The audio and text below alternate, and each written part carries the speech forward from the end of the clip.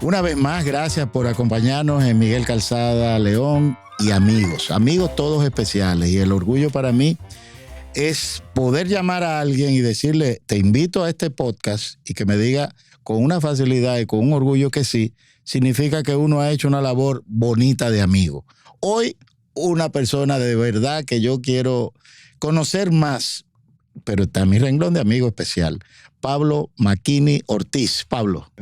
Caramba, querido. un placer. Plácido Domingo, de verdad que... Gracias por invitarme. No, Gracias. mira, Pablo, yo te tenía... Cuando Emanuel y Carla comenzamos con este proyecto, sí, que yo te comentaba fuera de inicio, que fue a partir de noviembre que comenzamos a hablar, y el que no se reinventa y no le cae atrás a esto que está pasando, el jardín de Tintinola es nada al lado de lo que en realidad va a ser como profesional. Y hay que caerle atrás. Claro. Y yo, ni soso ni perezoso, y con un deseo de pensar como 18 años, y siempre con un traje de baño abajo por mi mundo turístico. Total. Digo yo, hice mi listica. Pablo McKinney. Pablo, tú estabas desde hace tiempo en esta agenda. No, pero qué bueno. Eso habla muy bien de mí. Algo bueno he hecho que tengo este honor. Bueno, lo más importante es que tú eres un dominicano orgulloso de su región, de sus raíces. No hay un momento que se hable de Pablo McKinney del punto de vista de la relación inmediata, Baní. Tú tienes eso muy marcado. Tú y Luisín Mejía, para mí, son los dos vanilejos más orgullosos de su... Y Miguel Franjul. No me deja a mí. Bueno, pero Franjul, Miguel, en una época, tuvimos hasta en Alaska, en un crucero, entonces había una hermana de él por allá, por Alaska, entonces ellos creían que eran de allá también. Y yo compartí con ellos por allá.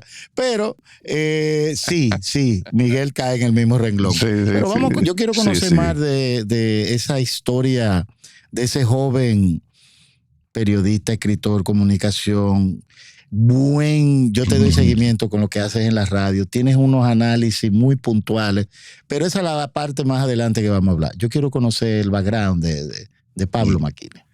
No, yo soy hijo y nieto de maestros y de músicos.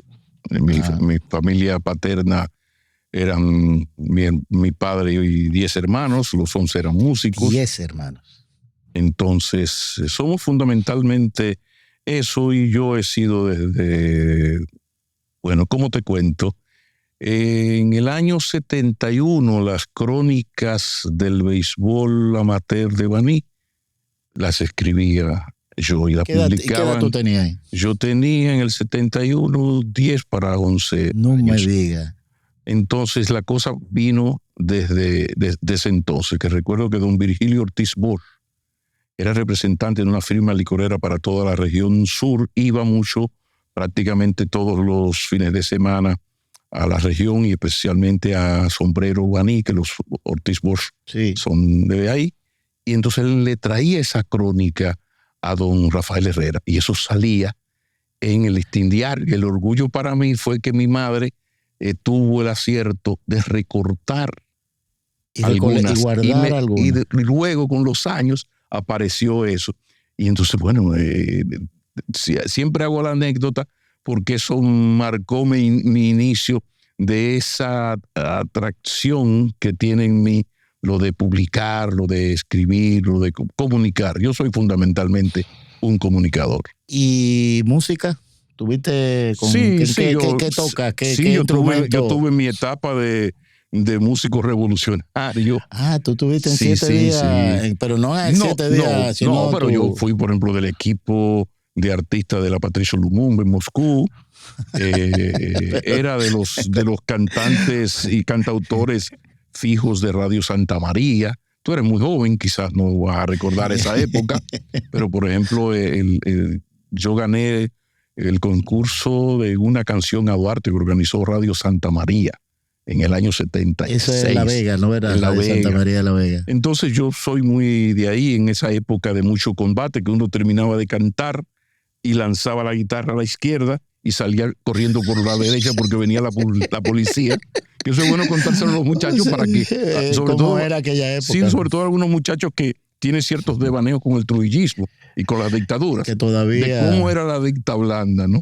Entonces yo tuve mucho mucho acercamiento con esto.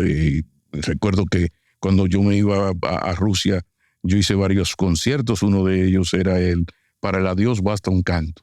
Entonces eran canciones mías. Es que de ahí viene lo de escribir y de comunicar. Tu experiencia, escuchándote hablar de Rusia, se dice rápido, pero esa era la línea más cruda del punto de vista. Ya, tú eras un tenor en la época que hoy conocemos, pero en un target bien posicionado. Pero además lo de la oportunidad de vivir en la Unión Soviética. ¿Cómo fue tu infancia desde el punto de vista colegio? ¿Dónde? Yo soy de escuela primaria. Yo viví, me crié en el barrio de la zona escolar, barrio Mejoramiento Social, frente a la Escuela Canadá y a una cuadra del liceo. ¿Y a qué edad tu cruz viene aquí a la capital? Yo vengo grande porque a mí se me presentó una situación de que en mi familia no había dinero para yo venir a estudiar a la universidad. Ya yo estaba en primero de bachillerato y en eso aparecieron unos señores del Instituto Superior de Agricultura que daban unos exámenes de admisión y entre 10,000 exámenes escogían cada año 40, 45 alumnos y le daban una beca completa, pero era para estudiar agronomía. Que no estaba en tu agenda para nada. Pero eso me salvó la vida porque eso me concentró 3 años en el trabajo duro de obrero, porque en el ISA los obreros son los estudiantes. Así es. Era el mejor bachillerato del país. La formación era de verdad. Porque implicaba clases de 8 a 12 y de 2 a 5. ¿En cuál escuela le daban a unos muchachos esa? No. Con los mismos profesores de la Ucamaima, recién había iniciado, apenas tenía 10, 14 años de Era una educación Entonces me formó en la disciplina, me controló esa tendencia a la bohemia que yo siempre he tenido. Tú tenías, y hermanito tenía tercio para fines de salir. Bueno, yo era el serenatero oficial de mi generación, porque yo le daba serenata a la novia, a las que yo quería que fueran mi novia, no me aceptaban, a las novias de mis amigos y a las madres de todos. O sea que tú eras bien recibido. Sí, además yo soy el muchacho más querido de la señora de Guaní. Tú llegaste a darle apoyo a los amigos. Tú tenías tarifa. Mira, sí, yo te acompaño, te canto, pero a mí hay que brindarme esto. No, hombre, no desbaratado todo. Todo, pero era una amistad bonita, era una época preciosa. Bueno, tú sabes que hay un componente fundamental en la vida del ser humano, que es la familia, pero la familia te la impuso Dios. Exacto. Los amigos tú los eliges, te los coloca la vida y tú vas eligiendo. Entonces son esa familia que tú elegiste. Tú creaste esa formación. Y que eso es lo que te va acompañando, sobre todo cuando llega esta etapa de uno donde uno está relativamente joven, pero queda mucho menos por recorrer que lo recorrido. Entonces aquí los escasos y veraces amigos que a uno le quedan, uno los celebra mucho. Por eso. Y en ese momento de serenata y ya después que se te dio la oportunidad con esta beca, ¿cómo esos amigos, familia, asimilaron esa distancia? Sí, fue muy difícil porque uno iba un fin de semana al mes, de viernes a las 6 de la tarde hasta domingo a las 6 de la tarde. Y yo era de Baní. Y era pidiendo bola porque no había tampoco dinero para subirte en un vehículo. Como diría Mario Emilio Pérez, fue el tintineo glamoroso del oro corruptor estaba escaso. Pero total, en absoluto. Y entonces, ¿en qué momento tú empiezas? Ya de pequeñito escribiste. Sí. Este señor Ortiz Bosch trae al listín. Eso los obviamente. Primeros cuentos, y también ahí no te dije que yo antes de aprender a escribir le dictaba mis cuentos a mi mamá. Y algunos los tengo guardados. Amplíame eso, ¿cómo era? Bueno, yo le contaba cuentos a mi mamá. Y en vez de mi mamá contarme como ocurre siempre. ¿Y se dormía? Entonces mi madre escribía y los guardaba. Mi madre guarda todo, de todos sus hijos y de los nietos y la deja. Tiene guardado. Sí, pero terrible. Entonces luego con los años va, pero mira, entonces le preguntamos y ella nos explicó. ¿Y esos cuentos? ¿Qué era? ¿Tu imaginación? ¿Cómo? Porque para escribir algo, tú tienes como que tener una vivencia o escuchar, o tú te envuelves en la magia de alguien que tú quieres, admiras. ¿Cómo eran esos cuentos? No, mira, generalmente los cuentos tienen que ver con lo que el muchacho está viviendo, pero en mi caso había algo extraño porque yo me inventaba cosas. Por ejemplo, que una chichigua, pero no había chichigua. ¿De dónde le sale un niño de 6, 7 años comentar, decirle a su mamá que él tenía una chichigua y que su papá le quitó una chichigua? Pero muchacho, ¿qué va a hacer un muchacho a los 6 años con una chichigua? Entonces yo le decía cosas y le contaba, pero además una historia con introducción, relato y desenlace. Pero tiene que ser interesantísimo sentarse a leer esa historia de ese momento. Tú no le has dado seguimiento de hacerla real. No, todas esas cosas yo las tengo guardadas para cuando llegue la vejez verdadera. Yo estoy en la prevejez. ¿Tú estás trabajando la prevejez? Bueno, te digo, el viejo mío murió a los 96, la vieja el 1 de mayo va a cumplir 95. O sea que si papá Dios no decide lo contrario, yo tiro longevo de verdad. Entonces yo tengo temas de libros para fines de guardados, momentum. Sí, porque dentro de un tiempo ya no me van a invitar como tú a los programas. La parábola. ¿No has escuchado la parábola de uno mismo, de Alberto Cortés? Sí. Eso hay que escucharlo, entonces, porque esa es la vida. Y uno no puede amargarse cuando ya tú no me llames. Mira una cosa, pero tú tienes, a ti se te va a llamar, porque tú, déjame decirte, tú tienes una aura muy especial y te manejas en todas las áreas igual. Yo nunca he visto a una acción Pablo Macchini molesto. Tal vez tú estás callado, no te identificas con eso que puede estar pasando, pero molesto, no. Y eso obviamente es un don de saberlo manejar. Por lo menos público todos tenemos momentos donde... Sí. Y más en el mundo que hoy vivimos. Por lo menos uno debe administrar esos momentos, que no sean la mayoría. O sea, a mí me ha ocurrido, hay situaciones de indignación que provocan reacciones, pero yo soy una persona que juega mucho con la inteligencia emocional, la mucha o poca que tengo, y con un poco...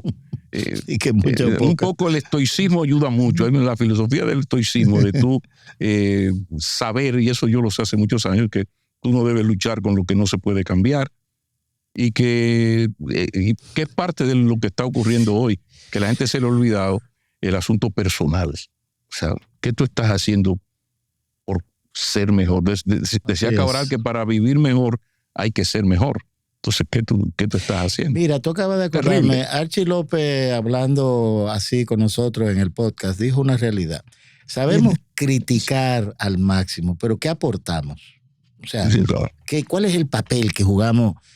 Y es verdad, perfecto no puede ser nada, pero obviamente, ¿qué hacemos para poder aportar? ¿Qué granito? ¿Qué mensaje? Yo con las redes sociales la veo como pizarra. Todo el mundo tiene en los celulares fotos bonitas de algo que vio y que la guardó, pero prefiere subir cosas negativas o repetir cosas que son falsas. Lo que pasa es que yo necesito convencerme de que los demás son peores que yo. Entonces yo tengo esa es una sed. Hay interesante. Una anécdota de Quino que yo utilizo mucho para explicar esto, en pocas palabras. Y es que Mafalda, la de Quino, iba para la escuela. Se encontró con un señor muy ensacado, formal, que le dijo, hija mía, ¿y vas a la escuela a tiempo? Sí. ¿Haces la tarea? Sí. ¿Estudias mucho? Sí. ¿Y te portas bien? Sí. Y ya la muchacha dice, ¿y usted paga los impuestos? La mamá dice, pero Mafalda dice, mamá, fue él que comenzó a hablar de obligaciones. Me acorraló. No, que él comenzó a hablar de obligaciones. Si yo me porto bien, si yo hago la tarea. Ahora, usted paga los impuestos.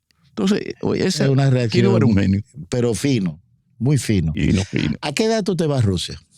19 años. ¿Cómo esa época, cómo fue ese momento, la decisión, el ambiente, cómo era la ciudad, con cuántos amigos, hiciste amigos, qué tiempo tuviste? Pero yo me imagino que fue una decisión. Yo a los 12 años me mandaron a una academia militar de Estados Unidos. El rifle era más grande que yo. Pues entonces tú sabes. Yo viví una experiencia muy marcada. Pero, ¿cómo fue Rusia? Porque para mi generación, cuando se hablaba de Rusia, o los amigos que uno tiene que estuvieron en Rusia, era algo como muy desinformado. No había mucha de dónde tomar ideas. Bueno, ahí hay que recordar que estábamos en medio de la Guerra Fría. Uh-huh. Entonces, irse a Rusia, significaba una especie de autoexilio. Tú no sabías cuándo iba a volver, si iba a volver, si te iban a dejar entrar. En verdad, yo lo hice porque yo tenía una necesidad de conocer el mundo, de vivir. Y ahora me doy cuenta que no me equivoqué, porque esas vivencias, lo mucho que uno vivió ahora en este otoño, eso es lo que te alimenta. Claro. Entonces para mí fue sumamente interesante, transformó mi vida, me convirtió de un izquierdista militante. Yo era el gran cantor del FEFLAS y el MPD en los liceos del sur en mis 13, 14 y 15 años. Con tu boina. Con mi boina calada al estilo del Che.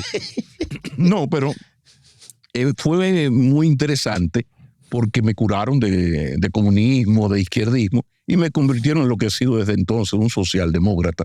Y el idioma, ¿no fue una barrera terrible, muy fuerte? Terrible. ¿Y en qué tiempo tomaste ya? Porque yo llegué, igual que te decía, yo llegué a Estados Unidos a hacer 7º curso y yo nada más sabía decir pollito, chicken y gallina hen. Y si no hablaba inglés, no comía. Caminé todos los ejercicios del mundo de castigo porque no hablaba inglés. Pero ya el segundo año yo te daba una charla. Claro. ¿Cómo era el ruso? Sí, es algo así, pero mucho peor porque el ruso es un idioma intratable. Entonces fue un año muy, muy difícil porque yo no terminé. Yo hice la formación básica, pero yo tuve unos problemas cuando, estando yo ya, se dio la invasión a Afganistán.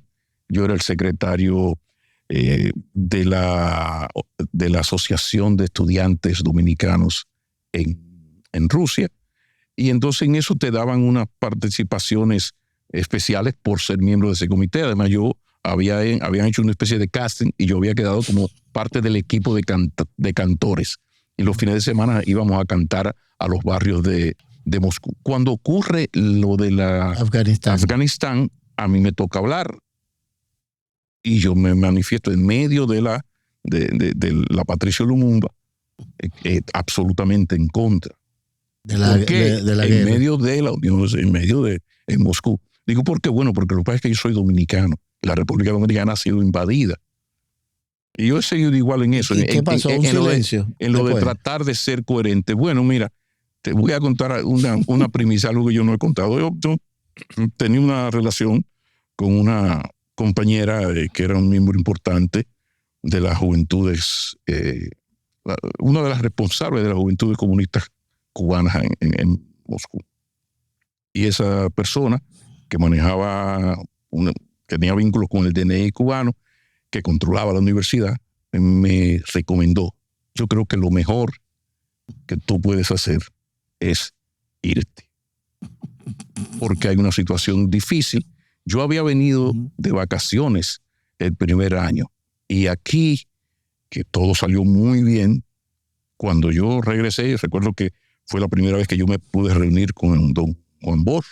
Entonces allá ella me dijo: mira, la gente que representa al partido de la Unión Soviética, al PECUS, hay un informe tuyo de que tú fuiste a hacer campaña antisoviética. Entonces la gente no puede imaginarse lo que significa pesado en el régimen comunista totalitario, marxista, leninista, todavía algo estalinista, que tú tengas un expediente de esa magnitud, de ese peso. Y ahí, Sí, entonces yo a partir de ahí comencé a arreglar mi mundo, ya cantaba menos, pero para mí fue una gran experiencia, porque todo eso, como un libro muy básico de los estudiantes soviéticos, que se llama Así se templó el acero. Esas son las cosas que te forman, que te preparan. Y tú lo hablaste espontáneo, o sea, tú lo diste de una manera... Fue algo es que tú... No, es que tú tienes toda la razón. Y yo he sido siempre... A mí me pasa mucho, y entro a mi trabajo de analista. O sea, por ejemplo, ahora yo hago críticas, digo, es que tengo que criticarle esto al PLD, porque se lo critiqué al PRM en el 16. Entonces, no es que a mí me cae bien el PRM. No, es que tal cosa. No, pero que tú eres lionelista. No, lo que pasa es que si eso yo se lo critiqué Entonces, esa coherencia no da popularidad. Yo no voy a hacer trend topic jamás, pero te da muchas satisfacciones. Y una cosa importante que no se compra en la farmacia Carol, no sé si tiene la publicidad, es que hay un respeto que tú lo percibes y lo sientes de la gente. No, pero estoy contigo. Y el mensaje que tú le estás dando a la generación que le da de una u otra forma seguimiento, tú le estás trazando pauta de algo formal. Si tú no solo celebraste a lo que te hicieron a ti como país, oye, tú lo dijiste en un sitio, la pena fue en el sitio donde no lo supieron interpretar o manejar. No, lo que pasa es que uno viene... Pero tú lo dijiste con ritmo, ¿fue o hablado o cantado? No, nada de cantado, no, cosas muy serias. Y entonces ahí recogiste... Sí, entonces ahí se crea todo un ambiente problemático. En la universidad había una clase de comunismo así, que entonces se conversaba y se discutía esto. Entonces llegó un momento donde yo era como el gallito de pelea, porque era el único que había dicho algo. ¿Y por qué usted dice eso? Mire que... Entonces, pero ¿qué pasa? Que uno manejaba muy bien la historia de Abril 65. Entonces yo decía, no, pero es que lo mismo que uno criticó a los norteamericanos, que podían tener algún tipo de influencia. Sí. Porque los imperios tienen influencia en los países. O sea, aquí los norteamericanos son fundamentales para los cambios de gobierno. Ahora, una cosa es ser fundamental para un cambio de gobierno, utilizar los instrumentos, ahora se usa tener su sociedad civil, perfecto. Y otra cosa es una invasión en la soberanía. Sí, el mensaje son diferentes, entonces, pero... Terrible. Oye, una cosa, y entonces cuando sales de Rusia por esta circunstancia, ¿regresas o te quedas en Europa? ¿Qué haces? No, yo regresé para Dominicana. ¿Y a partir de ahí? Hubo ciertas invitaciones, porque en los Estados Unidos había todo un plan de captar a estudiantes que regresaban de la Unión Soviética con algún tipo de problema. Entonces yo nunca acepté participar en nada. O sea, que tuviera que ver. Era lupa que tenían ustedes encima. Bueno, eso es tan así que yo, cuando ya yo iba a regresar, yo volví a la embajada a pedir visa para quedarme unos días donde mi querido tío Joaquín, y la embajada me dice que no, y cuando yo le pregunto por qué, el señor me dice, usted tiene que saber más que nosotros por qué. Usted no canta y usted no participa en manifestaciones. Yo había estado en manifestaciones frente a la embajada de los Estados Unidos. Un perfil tuyo ahí está. Ellos tenían, óyeme, en el 80. Interesante. Pero todavía de esa data, sí, obviamente jugaste un papel. No, yo hice lo... ¿Y que tú tocabas guitarra? Sí. Tú eras el de la guitarra. Sí. Y tú te fuiste con tu guitarra y allá... Sí, allá apareció la guitarra, de llevar guitarra, nada. Y entonces llegaste aquí a la capital, nuevamente retornaste, y a partir de ahí, la comunicación, escribir, esa vena... poeta, porque también tú tienes yo llego en Baní, hicimos, ¿cómo se llamaba? El especial de noticias. Era una especie de noticiario, magazine cuando no había magazine. Y entonces yo recuerdo que esa fue mi gran prueba de fuego, fue la entrevista a don Juan. Nosotros le entrevistamos en la radio. Para Radio Ambiente, la fabulosa. No me digas, ¿el alcance? ¿Y a dónde era el alcance? En Baní. ¿Solamente Baní? No, toda la región sur, cuidado con eso. No me digas, de verdad. Sí, con una antena polidireccional. Una antena polidireccional. Que eso era como una referencia. Sí. Entonces, con su antena polidireccional. Ahí comencé yo, esa fue la primera vez que yo incursioné ya en lo que era el periodismo así artesanal, para decirlo de alguna manera. Ya luego entro en la universidad, pero entro a sociología. Porque yo siempre he pensado que el periodista es lo que tiene que ser curioso, leer mucho y ser muy cuestionador, pero sobre todo tener una cultura general, un gran sentido y una gran vocación de servicio, una necesidad de ser socialmente útil, porque el periodismo es un oficio muy cerca al apostolado de servicio social. Una persona que tiene vocación de servicio se dedica a la política o se dedica a la comunicación. Yo siempre estuve entre esos dos amores. La política, lo mío siempre fue la literatura, el arte, la política y la comunicación. Entonces, por eso incluso tomé la sociología, que es una de las mejores, si no la mejor carrera que te forma en cuanto al sentido lógico del debate, de organizar las ideas, y sirve para... Sociólogo famoso, nuestro amigo ido a destiempo, Teófilo. Que ahora uno lo ve muy ido a destiempo. Sí. En aquella época uno lo veía como muy mayor y ahora uno se da cuenta que era un muchacho. A mí me tocó la oportunidad de que fuera mi profesor, trabajamos juntos, yo lo involucré. Cuando se hizo el primer hotel en el malecón de Barahona, era el Hotel Riviera, donde se estaba construyendo ese hotel, era donde estaba la pescadería de la historia de esa ciudad de Barahona. O sea, ya tú sabes, había que moverla, pero ya era un trabajo de sociología. Claro. Teófilo se mudó como 6 meses para convencer a esa gente, el desarrollo, lo que iba a significar eso. Y lo logró. Movieron, construyeron el hotel, pero ya tú te imaginas la historia de Barahona, limpiando los pescados y todo lo que le sacaban. Lo que estaba, ahí no se dragó, eso estaba posado ahí. Ese hotel duró como 1 semana y media abierto. Y fue el primer ascensor que había ahí.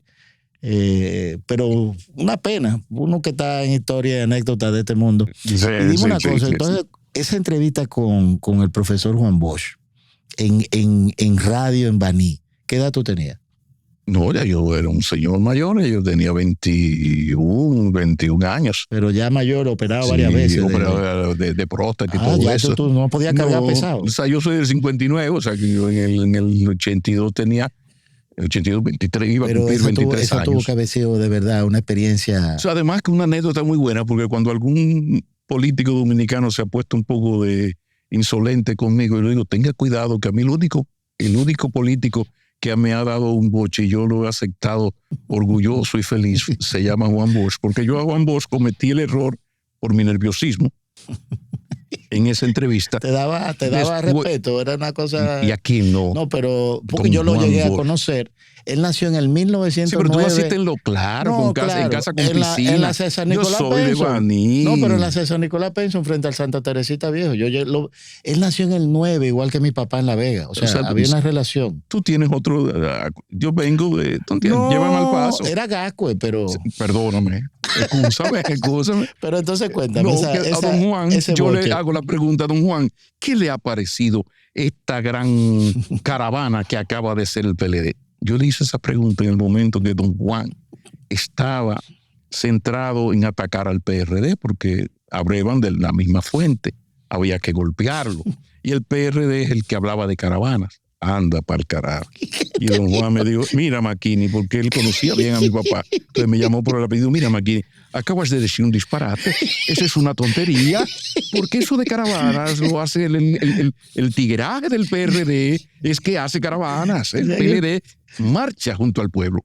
Entonces él mismo me dijo, déjame explicarte, una caravana. Entonces los próximos 15 minutos estuvo explicándome qué es una caravana.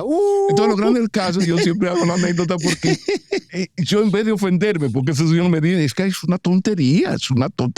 No, yo me quedo así como full. Porque era un señor que te... ¿Y eso con se carisma. Grabó? ¿Tú lo tienes grabado? ¿Qué carajo va a estar grabado? Ni siquiera en esta cinta de... Y tú sabes lo que era tener una grabadora en Baní en el año 82.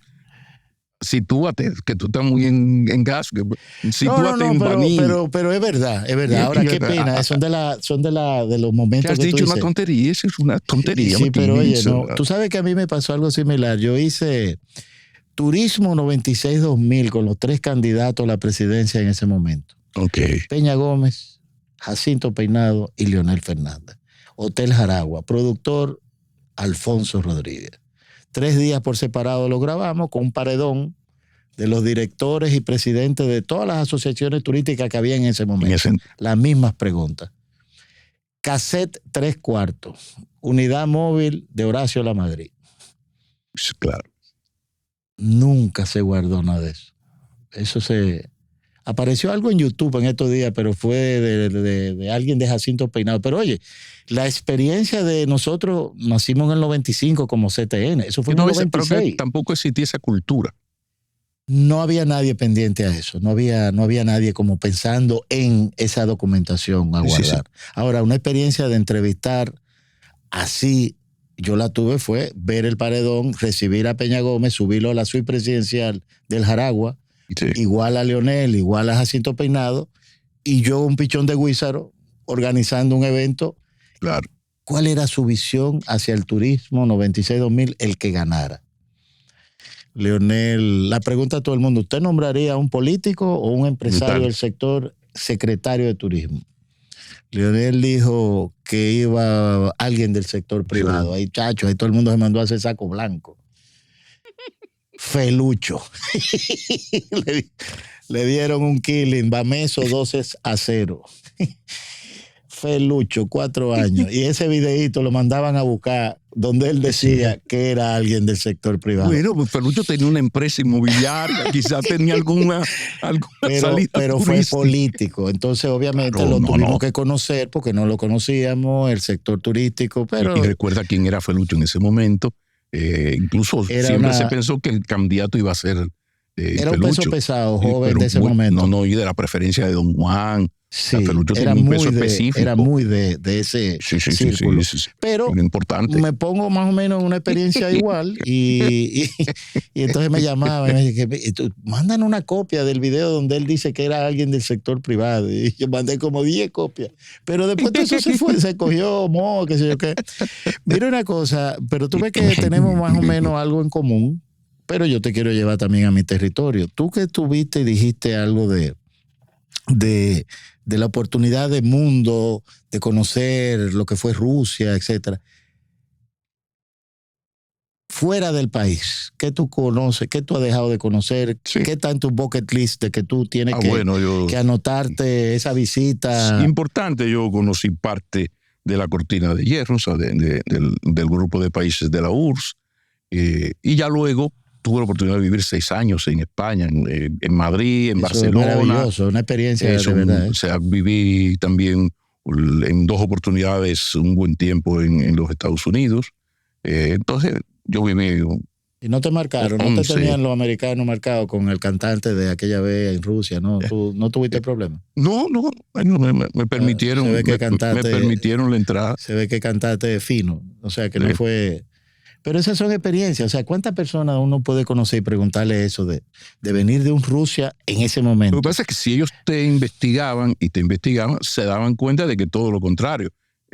Con hemos tenido éxito porque entró un comunista de ultraizquierda y ha salido un demócrata, lo que yo soy, un demócrata liberal dentro del sistema. Todo lo contrario a lo que tú fuiste. O sea, no, es que te curen. En ese entonces se decía que si tú querías que tu hijo se hiciera comunista, lo mandabas a estudiar a París. Si querías que fuera anticomunista, lo mandabas a conocer la realidad de la Unión Soviética. Y así era la realidad. Y así era la realidad. O sea, la mejor cura para esas ideas extravagantes de nuestra juventud fue vivir en las entrañas del monstruo, como se dice. Entonces tú te das cuenta, tú aterrizas y tú sabes que tú dentro de este sistema en que vivimos, tú tienes que ser el tipo contestatario, el que empuja, un poco que se te vea como el izquierdista, pero cuidado, yo soy un defensor del sistema democrático dominicano y esos bueyes de la partidocracia reinante y que personalmente uno tanto critica,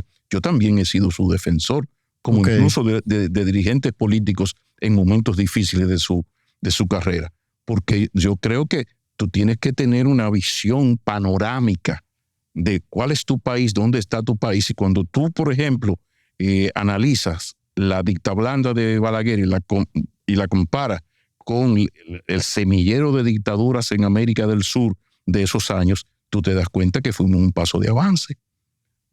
Joaquín Balaguer no era Videla. No. Y yo soy un antibalaguerista irracional casi, por mi generación, pero tampoco soy un loco. Entonces tú analizas, y hoy tú ves a nuestro país y te vas a Centroamérica y te dice, estamos avanzando. O sea, aquí lo que tenemos que hacer es distribuir mejor y fortalecernos institucionalmente y que no haya impunidad, porque la corrupción es consustancial al ser humano, pero el tema es la impunidad, la arrabalización institucional. Así como se dice muchísimas veces que no, porque la educación es transversal a los grandes problemas del país. Sí, Miguel, sí. Pero también es transversal en este país la falta de autoridad y la indecisión de los gobiernos, casi todos, prácticamente todos, en aplicar la ley, la garra. Por ejemplo, aquí estamos ahitos, desesperados con el tránsito. Pero hay una ley de tránsito. Buenas leyes. De 6, 8. ¿Y dónde está la ley que contempla quitarte el carnet por pérdida de puntos? Pero eso no se aplica. No. Entonces, de este país vamos bien. No hay Ahora no hay consecuencias. Tenemos tareas, distribuir mejor, que sobren las oportunidades, que aquí no quede un pobre sin mejorar, que todo el que tenga el deseo de partirse la crisma trabajando para avanzar, el Estado le dé esa oportunidad. Eso es correcto. Yo creo en eso y no profesionalizar la pobreza, porque esa es otra, una categoría, no que yo soy pobre. No, si tú eres pobre yo te voy a dar una oportunidad y durante los próximos 12 meses te voy a ayudar en esto y una beca absoluta para estudiar en Infotep lo que tú quieras, aquí y aquí y aquí. Ahora, dentro de un año hablamos. Y sobre todo lo de la impunidad, porque fíjate que aquí nunca ha habido un dirigente político importante condenado, salvo el lofer, que ahora le decimos así, contra el doctor Jorge Blanco. Pero aquí no ha habido. Sí, pero son instrumentos políticos. Del momento. Bueno, fíjate que va a terminar el gobierno, no hay un condenado. No. Y en Odebrecht, si tú te descuidas, terminamos tú y yo condenados. Por el caso de Odebrecht, tú y yo vamos a terminar condenados. Entonces, este país es una incitación, como está en términos institucionales, este país es una incitación a la delincuencia. Pero me metiste en política también, que estábamos hablando. Pero del punto, yo te iba a hablar de tú me dices que quieres hablar con tu amigo Pablo del amor, la vida y la esperanza. Yo te iba a decir, cuando me dijiste que el profesor no le pudiste grabar, porque en ese momento en Baní había antena polidireccional, pero no teníamos cómo grabar. Pero ¿qué le brindaste al profesor? Me imagino que aparte de un buen dulce de leche. No, porque fui yo que fui a Ocoa. Fue en la casa de un dirigente del ¿Y cómo era la tecnología en esa entrevista para llevarlo? ¿Qué tú llevaste para entrevistar? O sea, que ya tú estabas en podcast en esa época. No, en vivo. Eso era en vivo. Pero con la unidad móvil de Radio Ambiente. Pero eso era grabado para llevarlo a editar. No, en vivo. ¿Pero cómo va a ser? Sí, en vivo, sí. ¿Pero era radio o televisión? No, ¿qué televisión, Miguel? Y tú podías, pero era llamando por teléfono. Sí, mira, aquí está el hombre, está... Te dije algo, artesanal. Saúl Pimentel fue era comunicación artesanal. ¿Te acuerdas? Saúl Pimentel, noticia en vivo, era un motor que salía con el cassette de la fiscalía, corriendo con ese 3/4, dice, en vivo se llamaba el motor. Digo, eso no ha cambiado mucho. Ahora por los tapones. No, y ahora con los celulares son, ahora tú haces un programa, tú das una charla. Bueno, cuando murió el doctor Balaguer, yo recuerdo que parte importante de la cobertura se hizo en motor por el asunto del tránsito. Para fines de poder darle seguimiento. Sí, Vamos a hablar de los libros. Dime cuántos libros tenemos. Publicados, 7. ¿Y cuándo fue tu primer libro? El primer libro fue en 2001, si mal no recuerdo, que fue El elogio de la derrota. Y de los 7, porque son 7 hijos, esos libros son uno se quiere más que otro. Tú le quieres más que el otro, pero le dedicaste obviamente un tiempo muy especial y luego viene el proceso de aprender otras etapas de crear un libro. Yo por lo menos en revista tengo un dominio con puro turismo y lo que uno ha ido haciendo, pero un libro debe ser muy interesante cuando pega los comentarios, ¿cuál ha sido el que más llegó? Bueno, hay un libro escrito con muy mala leche de mi parte, que fue El año que vivimos en peligro. A mí yo me sentí muy irrespetado en el gobierno de don Hipólito Mejía.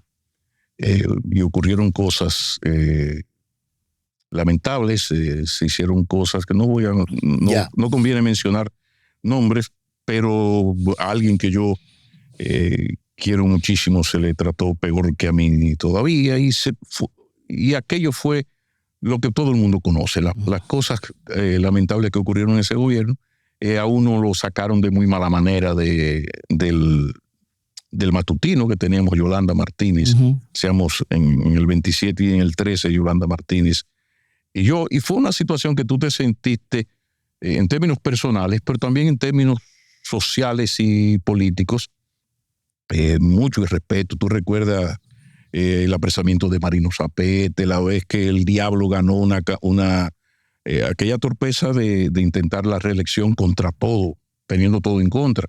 Entonces, creo que en Montecristi o en Dajabón hicieron una encuesta en una emisora para ver quién ganaba entre el diablo y el candidato oficial, y ganó el diablo. Entonces mandaron a buscar con un helicóptero y todo eso. Eso es la cosa que yo recuerdo.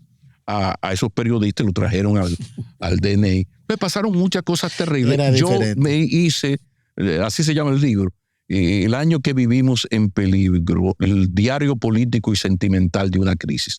Entonces ahí hay mucho de política, mucho de sociología, mucho de costumbrismo, y también mucha literatura y algo de poesía. Porque tú recogiste lo que estaba pasando en el momento. Claro, porque para mí el Boulevard de la Vida, que primero fueron cronicantos, son como ensayos de la actualidad. Yo, a partir de mi columna, yo agarro un tema y encuentro que escribí en los últimos 10 años 20 columnas sobre este tema en especial. Entonces yo, a partir de ahí, complemento con lecturas, con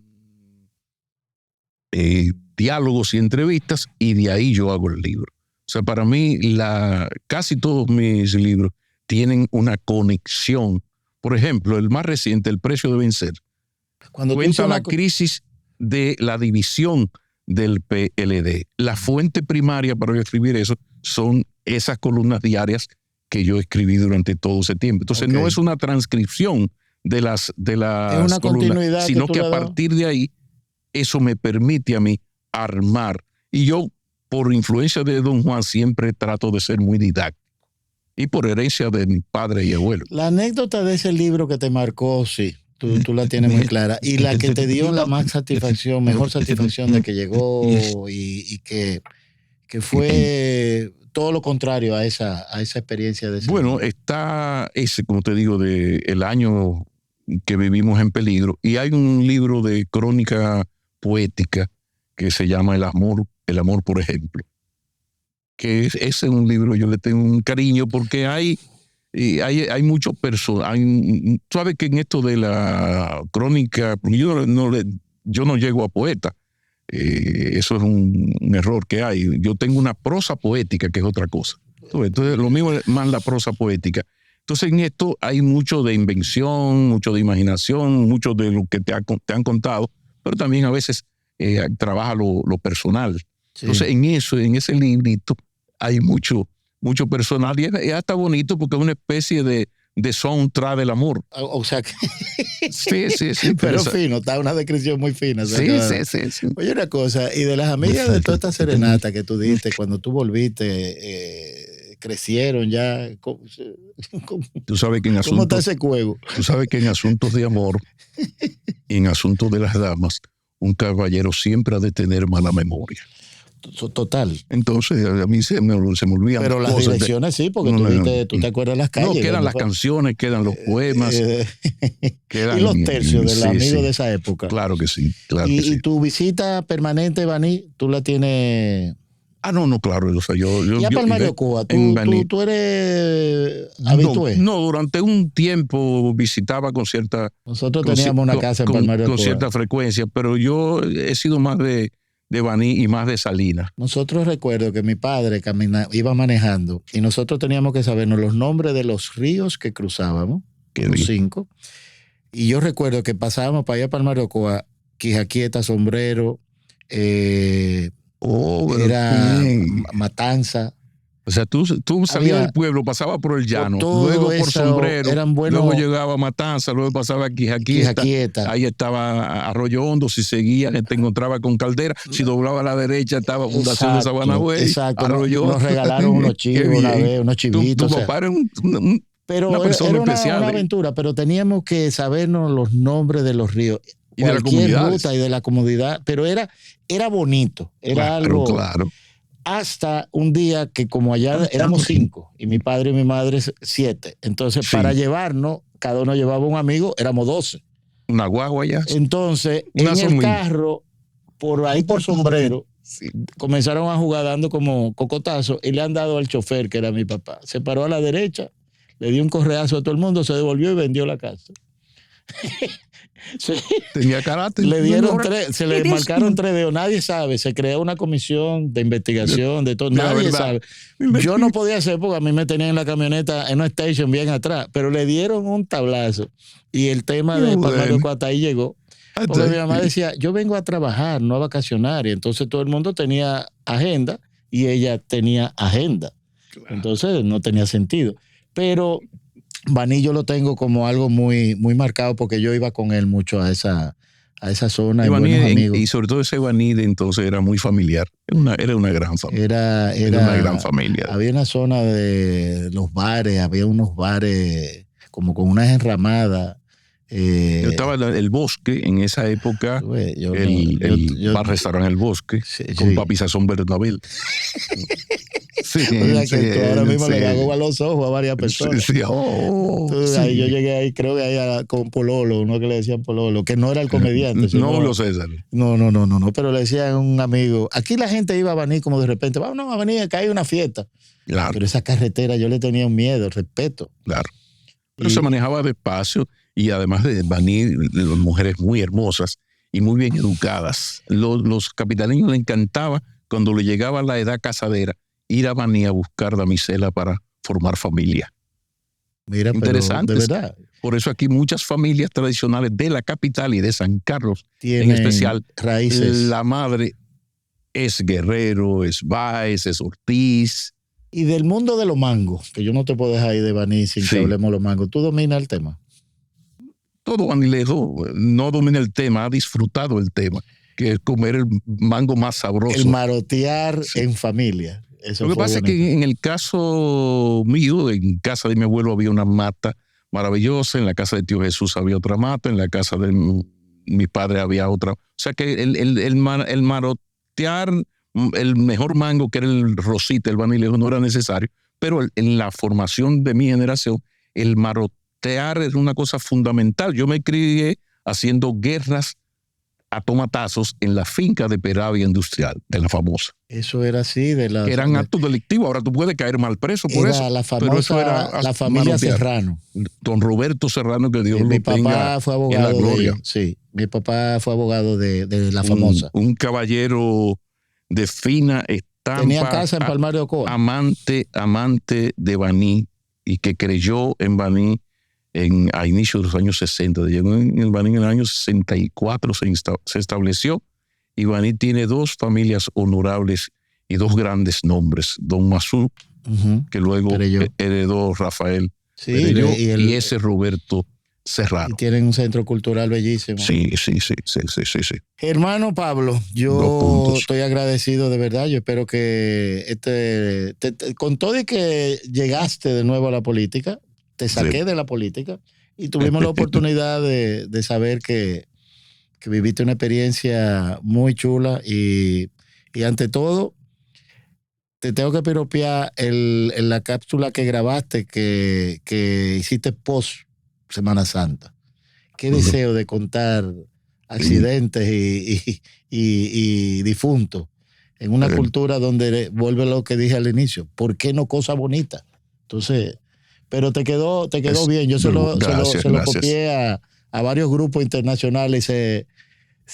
Me mandaron a decirte que gracias por darle la oportunidad de escuchar cosas buenas y bien hechas. Pero que esa es la intención. Esa es la intención. Así que servir. Pablo, gracias nuevamente por ser parte de mi argot de amigos. Miguel Calzale y amigos es una forma de conocernos. Claro que intercambiar. Así que una excelente idea. Hoy yo estoy muy satisfecho de que aprendí más y a conocer más y a valorar más a un buen amigo como Pablo Macchini Ortiz. Nos vemos en una próxima. Hey, y también no puedo dejar de decir, te invito a que conozcan más de Miguel Calzada León y amigos en Spotify, Apple Podcasts y en todas las redes sociales.